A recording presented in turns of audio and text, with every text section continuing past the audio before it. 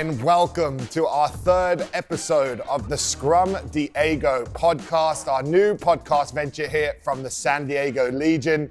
And for our third episode, we thought we'd have to come in heavy with a big guest, and we definitely have delivered. We have San Diego Legion's newest signing, returning back from the Utah Warriors, back home. Mikey Te'o, mate, welcome, bro. Hey, Corbs, thanks for having me. I'm excited. I know this is the return, so yeah, just hoping for a good year coming up. No, mate, it's amazing news, and I think there'll be a lot of fans that are really happy with the fact that you've decided to come back to San Diego. I'm sure your time at Utah, which we'll get into, was great, but it's an exciting season here, and I think everyone from the Legion is really excited to have you back home. Yeah, and to the fans, thanks for not booing me or last year when we played here. They actually welcomed me with a lot of love, so yeah, I did still feel at home when I came to play. So that's awesome, bro. So let's just, with these interviews, what we've been doing is starting early in people's careers and working through. So let's go back to sort of young Mikey Te'o, Long Beach Poly, and little Mikey Te'o was a football star. Yeah, so I was a 2-year captain for Long Beach Poly High School. A lot of my teammates, a few of them are still playing in the NFL right now, which is really awesome. And I started playing football. Come junior year, my dad asked me if I wanted to go watch the USA Sevens in San Diego. So I was like, oh, no, I'm okay. But he wanted to do, a little father-son outing. So I agreed, and we drove down to San Diego, couple hour drive. And we were able to watch the Sevens. And right when I watched it, I was watching USA, make the Cup semis, and Samoa make the Cup semis. So had a lot of pride. And yeah, I told my dad, I was like, hey, let's stay for day 2. And then we watched the finals. And just from there, went back to Long Beach, found the local guys that were playing rugby, and jumped on their team like the next week. So I was playing, didn't know what I was doing. And just fell in love with the game. And then, so talk to me. Obviously, you won national championships with that team. You guys were a stud team. How come Mikey Te'o didn't go to college and carry on his football career? Yeah, so after high school, I had the decision to, I was only getting looked at for Division 1, 2A schools or Division 2 schools. So I didn't really want to do that. And my dad was like, hey, why don't you take a year off and see what you want to do? So from his words there, I just started training, and I just didn't know what was going on. I was going to play men's with Belmont Shore, men's club in Long Beach, and I just trained off days, on the days, trained when we had training. Next thing you know, I made the USA Under-20s, and then from there I was like, okay, well, I can travel, I can play, I can compete at this level. And then from men's club, 15s nationals, we won the championship. Then I went to USA Under-20s in Utah. We won the world championship, the world trophy against Japan in the final. And a couple of months after that, we won the Sevens Club Nationals. So I won, 3 really big titles in a span of, 3 or 4 months. And then from there, went down to the USA Sevens and kind of just been contracted. Yeah, and what was that like? Obviously, your touch point with rugby was going to watch the Sevens in San Diego back in the day. Now you're training at Chula Vista in the Sevens programs. What was that like at the time as a young lad? Yeah, I love telling the story. From the time that I went to go watch the San Diego USA Sevens, I made that team 2.5 years later on the way to Gold Coast. So just a weird journey, never really touched the ball before, and then 2.5 years I'm on the the USA Sevens team. But it was an obsession. I really did have to grind and work hard to get to that point. And then from there is just staying on the team. And that was something I did have challenges with. And one of the things I think the Sevens program is amazing for is it's full time, and it's year round, pretty much full time professionalism. How big a building block was that in you developing your game and really improving as a player? Because you did come late to rugby, and to have that time in that full time professional program early must have allowed you to catch up a little bit in your development.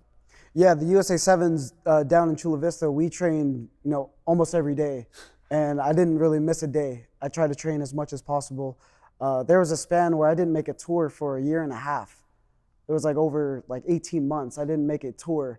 but I was there every single day, at least pushing the A team, and running all the fitness tests in the world. And I built my mental strength. I built whatever mental strength I did have. I did built it even more. Just like, hey, I'm here for a year and a half. I didn't make a tour, and then the blessings came. I got called up for Hong Kong Sevens, and then from there, made that in 2014. And then eventually, moving it on to 15s. I just built everything I could in those few years of just putting my head down, working hard with the USA Sevens boys. Yeah. So then from there we had, your sevens. You played in Hong Kong. Is that where you developed your restart game as well? You have some of the meanest, highest restarts I've seen. Was that your time in the sevens where that came to the forefront? Yeah, it was time with the sevens. Nate Augsburger, me and him would just go out and just work on our drop kicks. We definitely weren't the best drop kickers in the world going into the program, sitting behind Folau and Shalom Saniula. So we would just go out there. It takes a few years to get it done.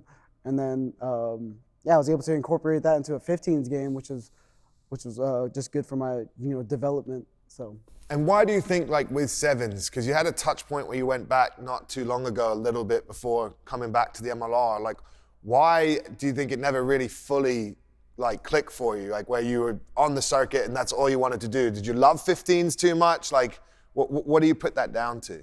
Yeah, I've always fell in love with sevens. That was my first sport, introduction to rugby. So consistently, all I wanted to do was sevens. I still love watching it and studying the game.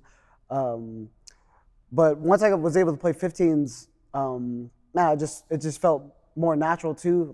I was like, oh man, I do miss the physical part of it. Cause sevens, it's all just a bunch of quick and skilled guys. And it's well, man, maybe getting a step slower. So 15s, I was able to, use what I've learned in sevens and footwork and all that stuff. So just a good time with 15s. Yeah, and so let's talk about that move to 15s. That's when you went to the Legion originally in year one of the MLR. What was year one of the MLR like? Yeah, year one MLR. There's only a handful of teams. I tore my ACL the very first game of the season, so I was out that whole year. So kind of dark. Yeah, I bet. Kind of dark year one, but just for the league, I was like, well, we have a professional league here in America, and it looks like it's being run well. That was my first mindset. I was like, okay, this can be something that can last long. Exactly. And how much over your time have you seen the league grow from where it started in that year one to where we're at now? Oh man, it's been what, this is the 6th year. It's been just consistently growing. More teams are getting added in. I remember when New York came in and New England was in. So yeah, it's all over the country. Even having a Toronto team, I think it's really cool that we're still able to travel and just get a passport stamp to Canada. I know it's Canada, but it's still really awesome to be able to do that and travel all over the country and still see new things rather than, been playing for over 10 years, but I'm still able to go see, Chicago. So really looking forward to that. Nice. And then, from there, how many seasons did you do at the Legion? So 2018, tore my ACL, but 2019, I came back the 3rd game from my ACL, so it took a while. But that was one of my best years of my life and, in sport. So love 2019, such a blast. And 2020, I played with Legion just for the first game against Seattle, and I was fully signed with the sevens team up to the Olympics. Nice. And then, let's talk about that. So you decided to put 15s on hold and you wanted to try and go, but then obviously COVID happened as well, and that delayed a lot of that. Did you stay all the way through to 21? Yeah, so I signed with the sevens team. I had a good relationship with Friday, and I was signed on all the way through the 2020 August. A contract in England came up with London Scottish. So my girlfriend, who's my now wife at the time, was living in Spain. So I was like, that's actually really close to Spain.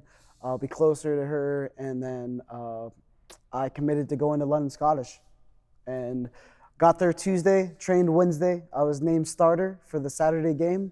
Friday, COVID hit, so the whole season got canceled. Oh. And yeah, just huge step back. And you just kind of fell through the cracks then. Did you go back to sevens or what did you do?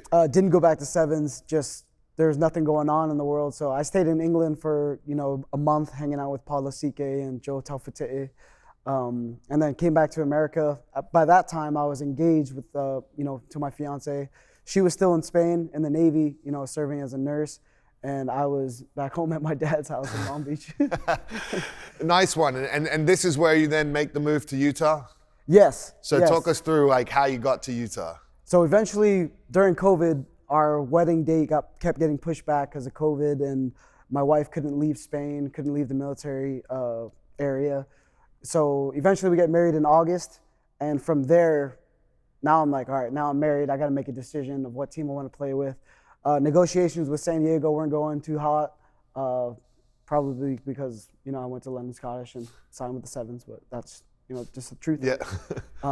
So Utah came to the table, and we had a choice between a few teams. LA was one of them, or Utah. So, we prayed on it, had some good feelings about Utah, and we just committed to it as a, family. And let's talk a bit about Utah. So year one there, very successful year you guys had, almost shocking people, overachieving in a lot of ways, getting to the playoff final of the Western Conference. Like, what was it like first season there? Just talk us through a bit. Yeah, first season at Utah, man, I loved it. I had a blast. Joshua Whippy is, one of my best friends, so I talked to him every day. He was at my wedding. He was there, so he was another push factor for me to go. And rugby was not full time. We had guys that worked on roofs all day and then came to training at 6 p.m. and we trained all the way to 11. So like the full-time environment, it wasn't there. We only had like 10 to 13 guys that were full-time, and the rest were just, hard-working guys in Utah coming to play some rugby. And we were successful. We went, 10, I think it was 12-4 or something like that. 10-6. We went 10-6, just like good winning environment, winning time, and made the Western Conference, and we took LA for a long run all the way to the 78th minute. Oh, mate, that game. And, what was that game like after so much hype? And I think obviously LA had a lot of hype in year one, but you guys, you brought it that game. If it wasn't for, Ryan James and a little intervention there, that's you guys in the final maybe. Yeah. You guys must have been happy with that though. Oh, as hard as it is to be happy. We were bummed, and I was definitely like, I was happy we took that team, the LA team, to that far. Like we took them to, like they had to earn that win, and a couple mistakes, and one of them was me missing a tackle on Ryan James, and I was able to coach him back when he was in high school, so he was, coaching him down here in San Diego, and then him scoring on me in the Western Conference Final. I had like vicarious joy that he was able to do that, and climb to, what a wonderful man he's grown. Yeah, he's impressive. Dude. That was, it was tough, a tough pill to swallow. No one likes to lose.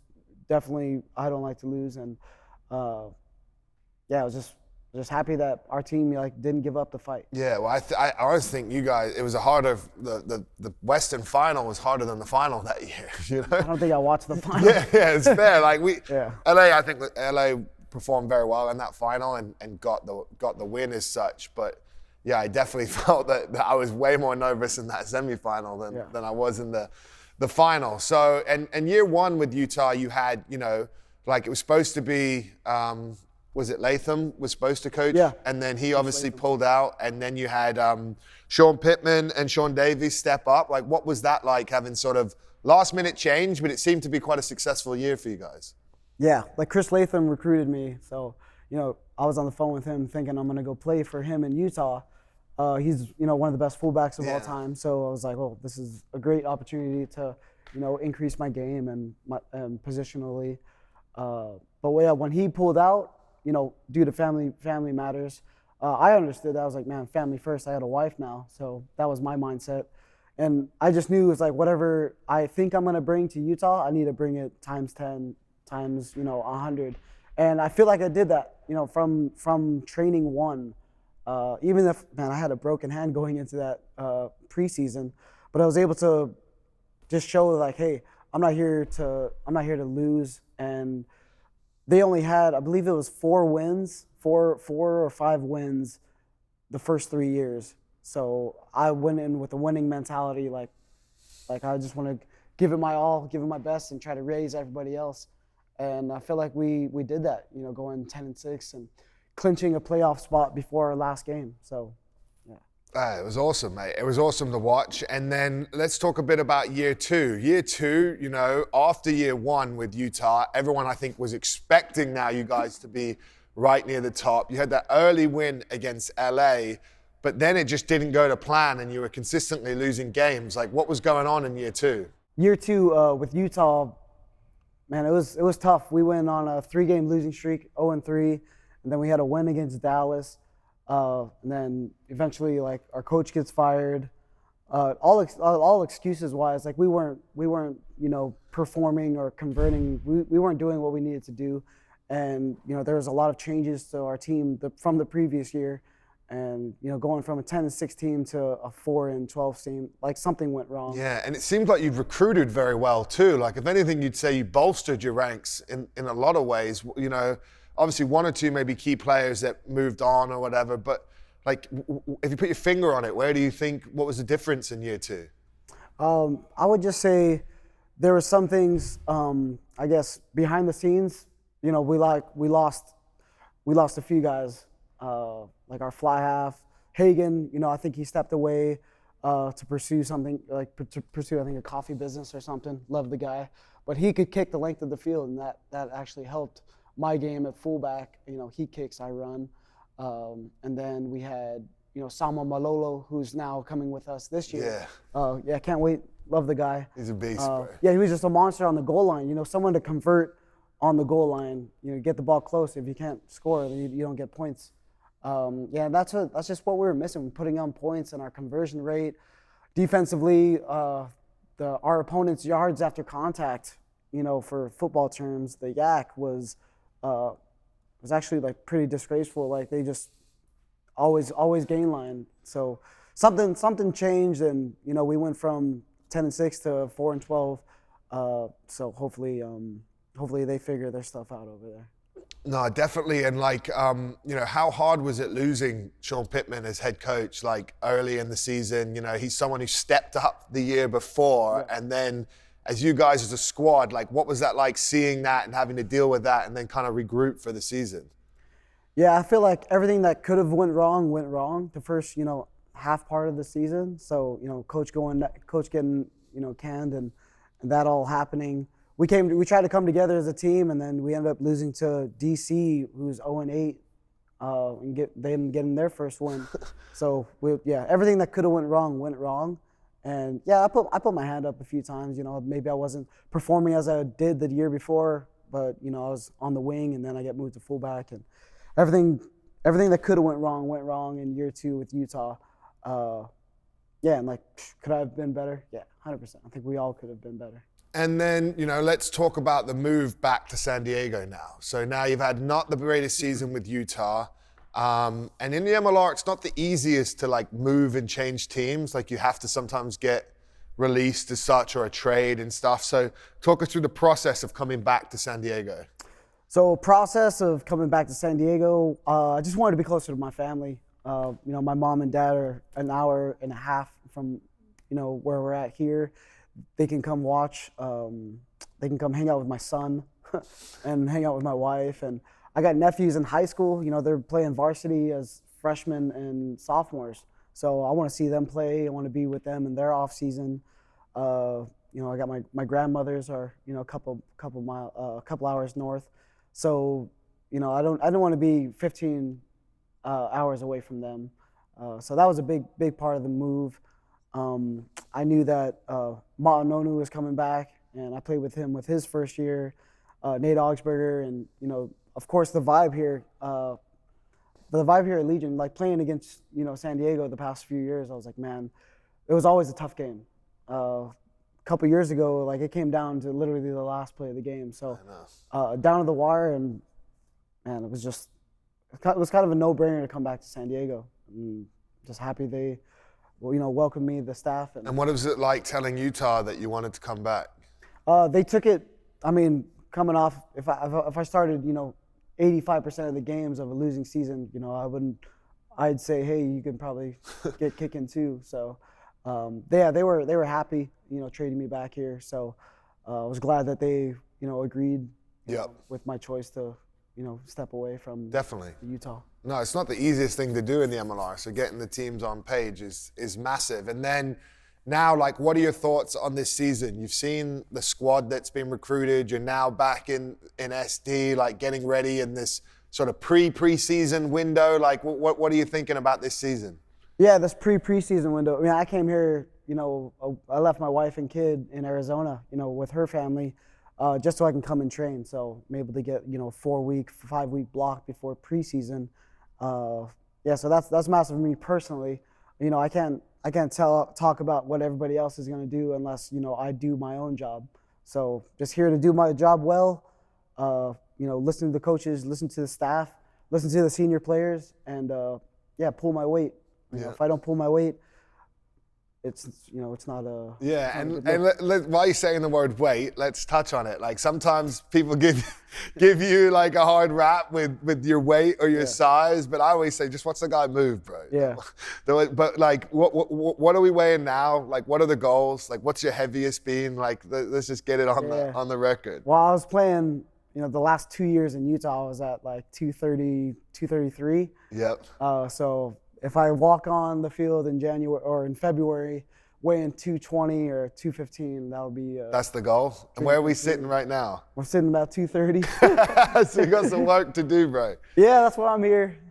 Yeah, exactly. It's what it's about, bro. Now's the window to get it down, and you don't want to be losing weight in season. So preseason's where it's at. Trust me, I know. Yeah.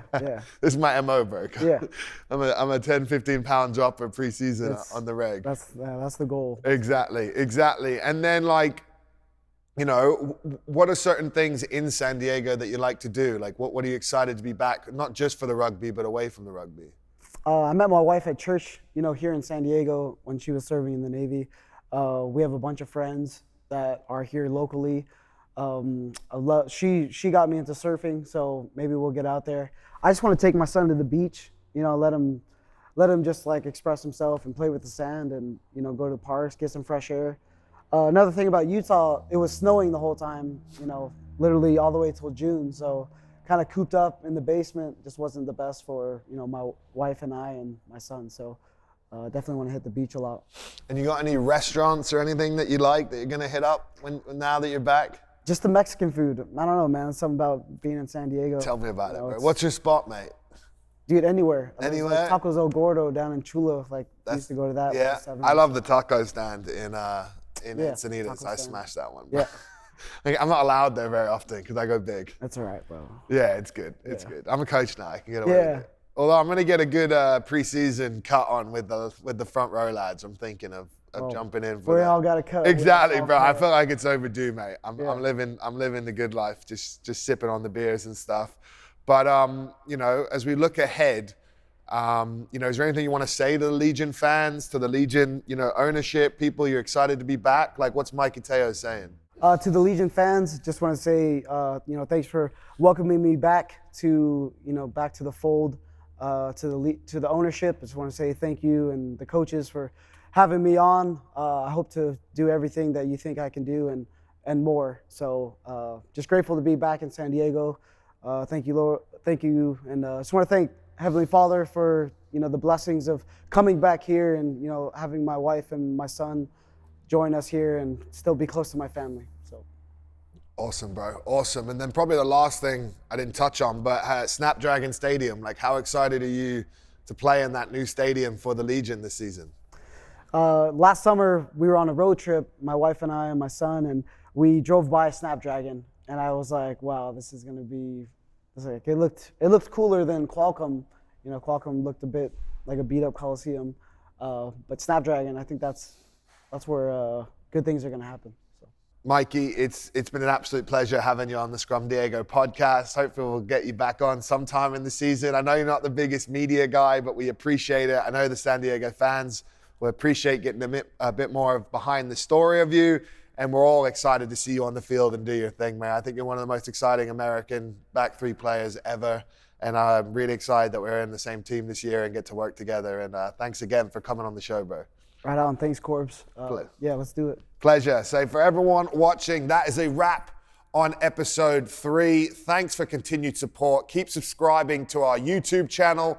Check us out on audio platforms. We get all your podcasts, and keep an eye this week on social media with the SD Legion page, as we'll drop who episode's 4 guests will be. San Diego Legion fans, a reminder that season tickets are on sale now. Get yours at the San Diego Legion website.